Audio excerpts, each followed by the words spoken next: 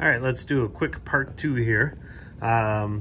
Excuse my son coughing on the last video, but let me do a couple of the close-ups here that he couldn't get for you from far away there. This is the head end of the bridge here, and then we're down the ridge line. So this is all I was talking about by having a small continuous loop, this extra orange Dynaglide loop here. So what we've got is we've got our 2 red coming off the dog bones, we've got the green ridge line, and then we've got this extra orange loop here just to shorten up the distance a little bit. This doesn't have to be Dynaglide or anything structural. And when I was saying you could clip to the loop, the actual loop on the structural or on the adjustable ridge line there, you can clip that clip in there. And I switched out a few of mine to these Night Eyes S-Beaners. Seem to work a little bit easier and clip it a little cleaner sometimes. But that's really all I'm talking about here when we're making this head end clip. And then all I meant with the prusik is you just take those loops and you just make a simple prusik by looping it over itself. This one is 3 wraps.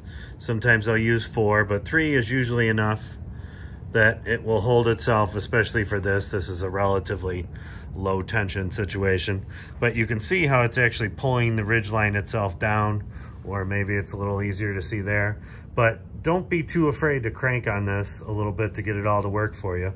But basically the point that I was getting at on the last one is, as you can see, as this thing moves, okay, see how it sucks that primary suspension up higher and higher? That takes it up and tight to the spreader bar itself here. So if you're having a problem with something sealing on one end or the other, what you do, start at about, say, 12 inches in, and then keep cranking it a little closer to keep picking up whichever end you're having a little bit of a hard time sealing on.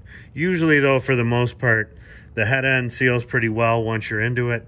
But if you're a belly sleeper and you tend to sleep in the head end of the bridge, you probably need to back this end up a little bit and then crank down on the primaries to help move the quilt a little more to the head end. So you want to adjust the location of the quilt as far as forward and backward with the secondary suspension, and then the primary you just want to leave wide open. But you're going to use these little pickups on each end just like you would use a triangle thingy or a Duchess quilt hooks, just to help pick up that underquilt, just to get it up so it'll seal a little bit better for you on each end.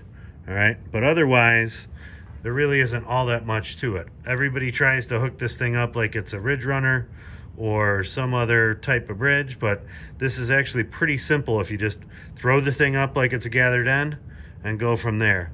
Now, as far as the pick-me-up in the center, this is the binder clip I was talking about. Now, I believe you mentioned you had an incubator, but if you don't have an incubator, you can just use these, clip it onto the edge of your quilt, and now you have an attachment point. And it's also kind of a nice little thing to have if you need to have an attachment point at a specific spot, if you're having a real hard time getting things sucked in. Otherwise, it just clips in to the Beastie D on the incubator, and it's on a loop, as I mentioned. So as you crank on this or raise it up to pick it up, it's going to pull up both ends. Every once in a while, because it's shock cord, you might find that this end, this knot slips or something. So just feed it back through and it should just loop back through there. The reason I do that is because now you've got extra length of shock cord here, so it doesn't wear out as quickly because you're pulling on both ends of it. If it was just the one piece and you're pulling on the single piece, you'll find you're going to stretch that out relatively quickly. So what you want to do too is at the end of the night, to make this thing last longer, not that it's expensive to replace or hard, but to make this last a little bit longer, just go ahead and release the tension so that this thing's loose again. So crank on it, tighten it up when you're in it, but wait until you're in it. Just pull it until it's snug, until you feel it seal around your butt, and then give it that side to side tug like I was talking about. Now at the foot end, you can see this is about a 12-inch loop that's on here. As I mentioned, I'll usually connect right to here, the adjustable point and the adjustable ridge line on the big guy, the luxury with a full length quilt. But if you do have a 3/4 length quilt, or you just feel that, you know, as you're cranking on this thing to connect it, it's starting to look like this and you're really picking this thing up, then go ahead and just get another piece in here so that you've got a little bit more slack in the system. And then same thing, you've got that, oh, I took it off. But this is the whole point here. This is without the pickup on the end, without that prusik piece. You take the primary, you pick it up, and you bring it up to the ridge line, and now things are sealing up nice and tight. As far as the ends, as I mentioned, this foot end, I usually keep the foot end a little bit tight, okay? Just to give you an idea, about like that. On the head end though, maybe halfway. This is probably even a little bit too tight, because you do want this thing to open up wide as you're in it, especially, you know, the bigger you are, the wider you want this thing to flare out for you. But start about like that. Don't go, it's not like the gather end where you got to crank this thing down into, you know, a little pinhole and then shove your foot in it. You're laying in line with the quilt, okay? So you don't really need it to do a lot of twisting and turning for you like you would with your gather end. But that's a few of the little close-up pieces. And then I'll say it again, this is a pretty old bridge and it's pretty worn in for me. So I didn't double check it, but whenever you're doing this, especially when you're breaking them in, just make sure you got the pull tips in there and everything's okay, because as you're pulling up and jerking around, getting this under quilt sorted out and tugging on it, you got a chance to pop these things out of there, and you don't want to pop it out and pop a hole. So just get it in there, make sure it's looking good. Give it one more double check, all the corners, before you hop in after you're playing with your quilts. And after a dozen nights or so, it should be pretty broken in for you and you won't have any problems. But this should give you, hopefully, a little bit better idea of what this really should look like. You know, if you've got it right, it should look like a canoe. All right.